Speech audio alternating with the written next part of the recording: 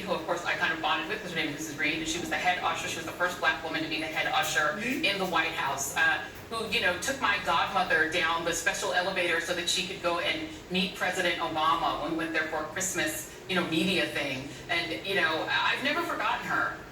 The people who work in the White House, many of whom are black and brown, are immigrants. She's a Jamaican American citizen.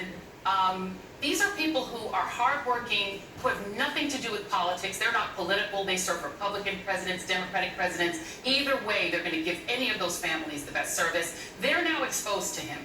They're exposed to Melania, who, in addition to not wanting to do the Christmas presents, also has COVID, because she was also at one of these spreader events. They're now exposed for no reason of their own. Can you give us a sense of what the mood is? I know that Donald Trump in the past, the staff, this is just a piece from the Wall Street Journal, as the virus spread among the people closest to him, Trump asked one advisor not to disclose the result of their own positive test. Don't tell anyone, he said. Don't tell anyone, a person close with familiar with the conversation. So they've been discouraging people and asking people to lie and not say they have it. Do you know what the mood is right now in the White House receiving this person back in their midst?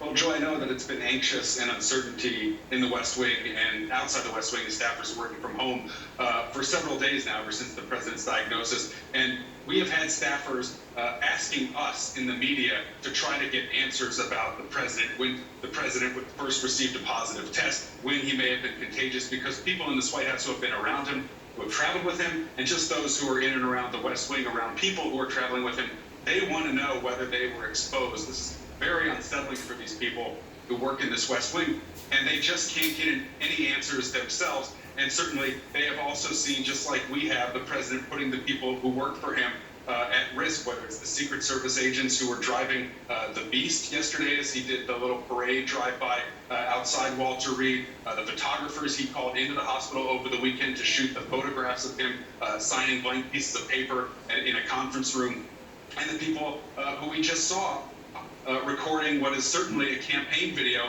there in the South Foyer of the White House tonight as the president sat there without a mask. And so, this is clearly just a president who, staffers will defend him publicly, but there is some concern now that this is very real, that there is a very contagious virus and an outbreak in and around the White House. And people are nervous about it. Obviously, they know Donald Trump. We all know him.